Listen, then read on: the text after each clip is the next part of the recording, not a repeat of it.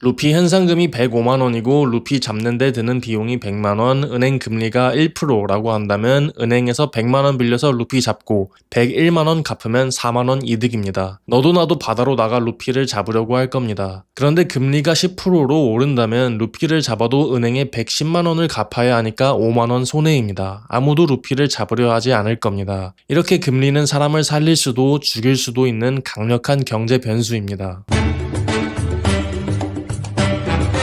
돈을 빌렸을 때 지불해야 하는 비용이 바로 금리입니다. 그러니까 금리는 한마디로 돈의 가격이라고 할 수 있겠죠. 금리가 낮아지면 돈을 빌리는 가격이 저렴해진 거니까 경제활동이 활발해집니다. 반대로 금리가 높아지면 돈을 빌리는 가격이 비싸진 것과 같으므로 소비와 투자가 위축됩니다. 아까 봤듯이 금리가 낮을 때는 은행에서 돈 빌려가면서 활발하게 루피를 잡으러 다니고 금리가 높으면 루피 잡으려고 안 하죠. 이렇게 금리는 사람들의 의사결정의 기준이 됩니다.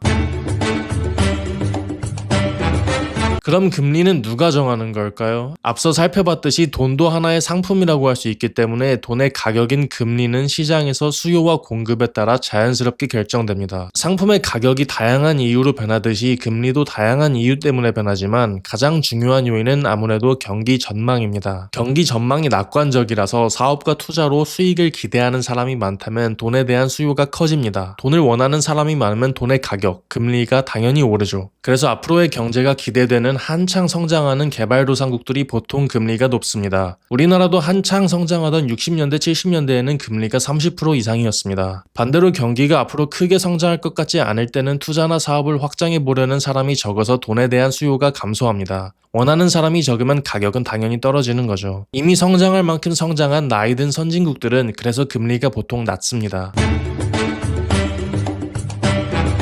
금리가 수요와 공급에 따라서 자연스럽게 결정되긴 하지만 그래도 기준이 없는 건 아닙니다. 나라의 중앙은행에서 기준금리라는 걸 결정합니다. 시중은행들은 이 기준금리를 기준으로 각자의 금리를 책정합니다. 중앙은행은 기준금리를 이용하여 경제의 온도를 정교하게 조절합니다. 경기가 침체될 우려가 있을 때는 금리를 내려서 돈을 쉽게 빌릴 수 있게 하여 경제활동을 촉진하고 경기를 부양합니다. 반대로 경기가 과열되면 돈 빌리기 부담스럽게 만들기 위해서 금리를 올려서 돈의 흐름을 억제하고 물가를 안정시킵니다. 이렇게 금리를 왔다 갔다 조정하는 걸 통화정책이라고 합니다. 금리와 주가는 반대로 움직입니다. 금리가 내리면 주가가 오르고 금리가 오르면 주가가 내립니다. 금리가 낮아지면 기업은 이자 부담이 줄겠죠. 투자를 늘릴 수 있어서 영업이익을 늘리기 쉽습니다. 이익이 늘면 주가가 보통 오르죠. 개인 투자자도 예금 이자가 적으니까 상대적 고수익을 찾아서 주식을 찾게 됩니다. 주식에 대한 수요가 커지니까 주가가 오르죠. 금리가 오르면 반대 상황이 펼쳐집니다. 기업은 이자 부담이 커짐으로 위축되고 개인 투자자도 굳이 리스크를 안고 주식을 하느니 안전하게 수익이 보장되는 예금을 하죠. 워렌 버핏은 금리가 중력 같다고 했습니다. 금리가 높으면 중력이 센 것처럼 시중에 돈을 빨아들여서 자산 가격이 하락하고 금리가 낮으면 중력이 약한 것처럼 시중에 돈이 밖을 맴돌기 때문에 자산 가격이 상승합니다.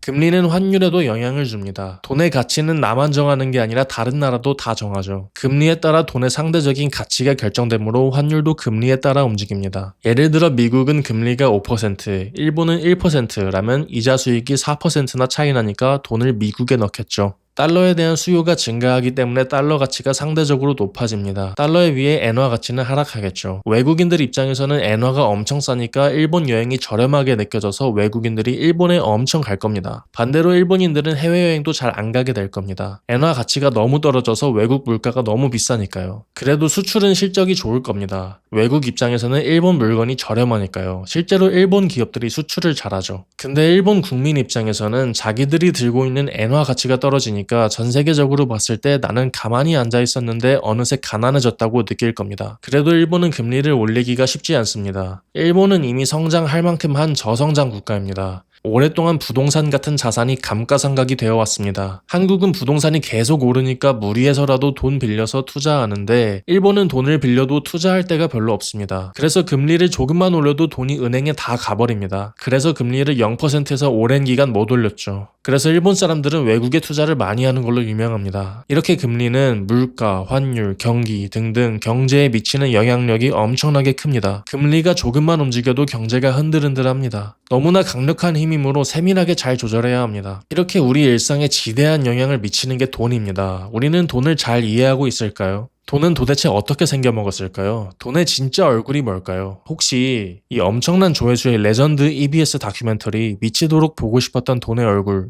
보셨나요? 자본주의 사회에서 살아가면서 반드시 알아야만 하는 경제 개념들을 너무나 명쾌하게 설명한 초명작 다큐멘터리입니다. 2024년 한국 방송대상, 방송비평상 등 수상도 엄청 많이 했습니다. 요즘 최고의 연기력을 뽐내는 명배우 염디헤란님이 직접 출연 및 나레이션을 하셔서 폭발적인 반응이 있었죠. 이 명품 다큐멘터리가 이번에 책으로 나왔습니다. 이게 책으로 보니까 또 다른 매력이 있더라고요. 책에 어울리도록 몰입이 확 되게 구성이 상당히 바뀌었고, 영상에는 없는 부록으로 너무나 유용한 경제 용어 사전도 들어가 있습니다. 또 책의 장점이 있죠. 영상이 정해주는 페이스가 아니라 온전히 자기 페이스대로 정보를 습득할 수 있기 때문에 오히려 영상으로 볼 때보다도 정보가 차곡차곡 머리에 쌓이는 면도 있더라고요. 미치도록 보고 싶었던 돈의 얼굴 정말 강하게 추천드립니다. 그래서 제가 구독자분들께서 이 책 꼭 보셨으면 좋겠어서 감사의 마음을 담아 도서 무료 나눔 이벤트를 준비했습니다. 고정 댓글로 안내 남겨두겠습니다. 오늘도 영상 시청해주셔서 정말 감사합니다.